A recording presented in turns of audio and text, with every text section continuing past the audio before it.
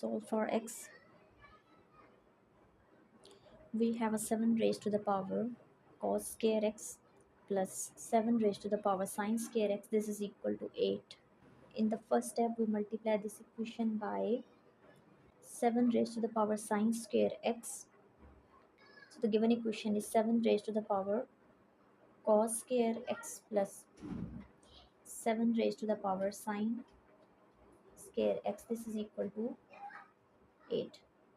Multiply this side by 7 raised to the power sin square x and also multiply this side by 7 raised to the power sin square x. In the next step, we multiply these two values. So this is a 7 raised to the power sin square x. This is a 7 raised to the power cos square x. Plus this is a 7 raised to the power sin square x multiply 7 raised to the power sin square x. And we copy the right hand side.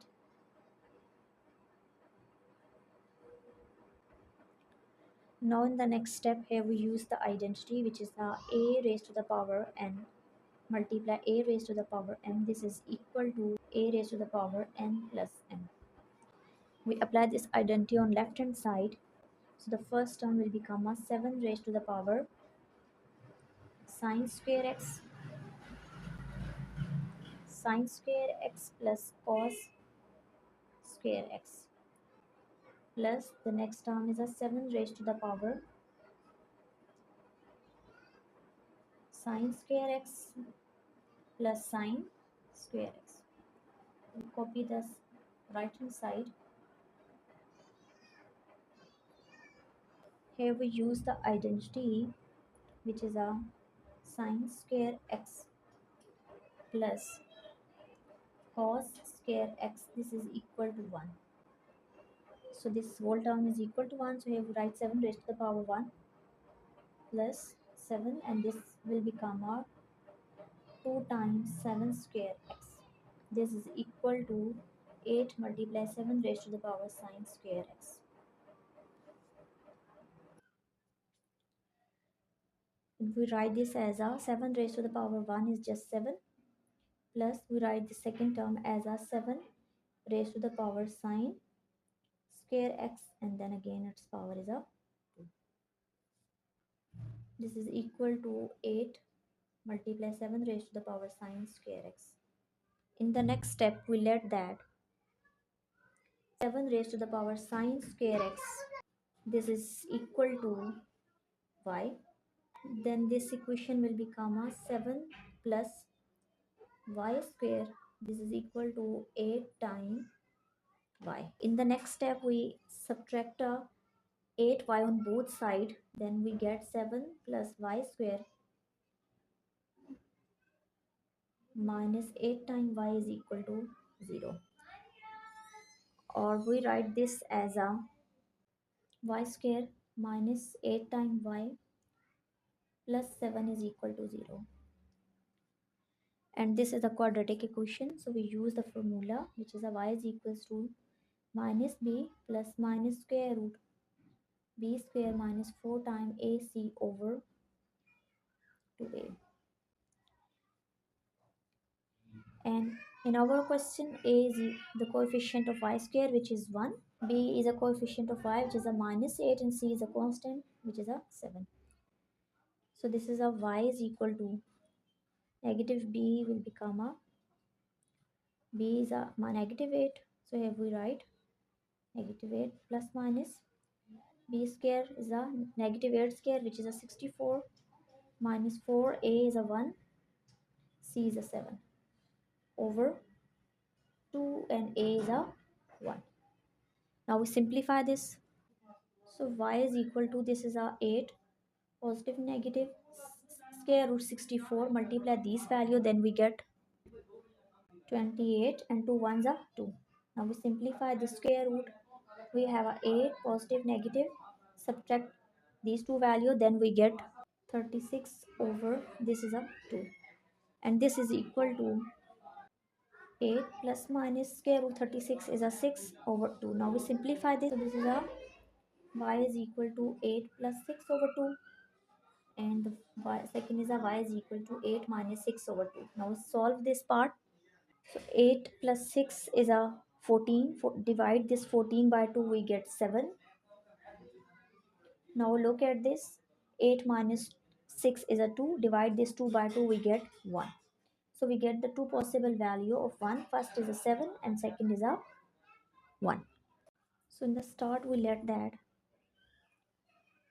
7 raised to the power sine square x, this is equal to y. And now first of all we take this y, 7, so here we write 7.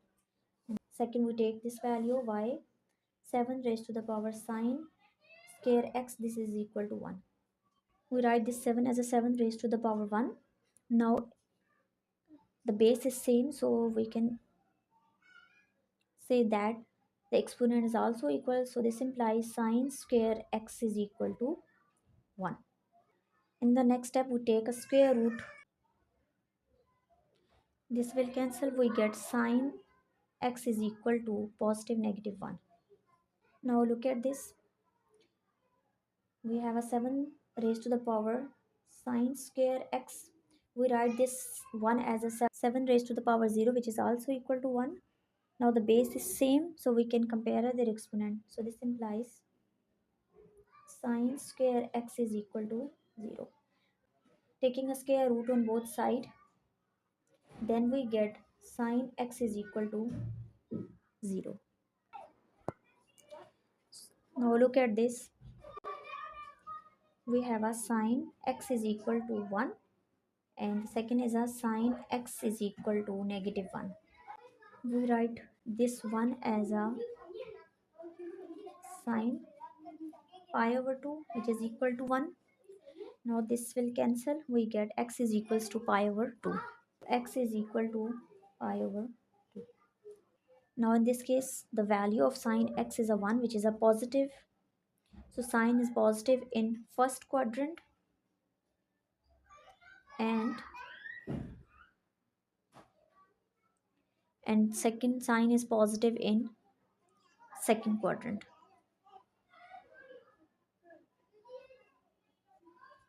So for first quadrant, the value of x is the same, which is a x is equals to pi over 2. So here we write the period of sine, which is a 2k pi, and here k belong to a integer. For second quadrant, the value of x is a pi minus pi over 2. This is equal to pi over 2, and here we write the period, which is a 2k pi, and here k is also belong to a positive integer.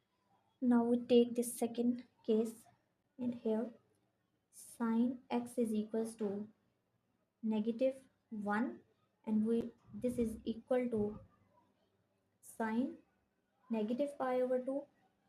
In the next step, this sine cancel, we get x is equal to negative pi over 2. So sine is negative in third quadrant and last quadrant, which is a fourth quadrant. So for third quadrant, x is equals to pi plus pi over 2, and this is equal to 3 pi over 2. So here we write the period of sine, which is a 2k pi, and here k belong to a integer. For fourth quadrant, x is equal to 2 pi minus pi over 2,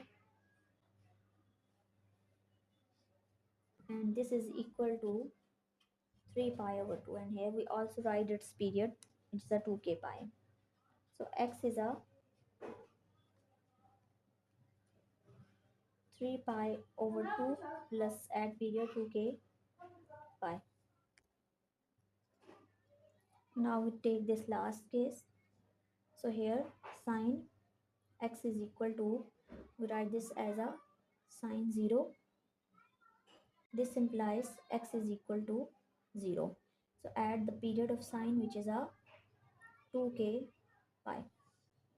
We also write this as a sine x is equals to sine pi, which is also equal to 0. So this implies x is equals to pi. Also add a period of sign, which is a 2k pi, and here k belong to a integer. Now a question, the possible answer of x is a 0 plus 2k pi. Second is a pi plus 2k pi. Third is a pi over 2 plus 2k pi. And the next is a minus pi over 2 plus 2k pi. And the last is a 3 pi over 2 plus 2k pi. And here k belong to a integer.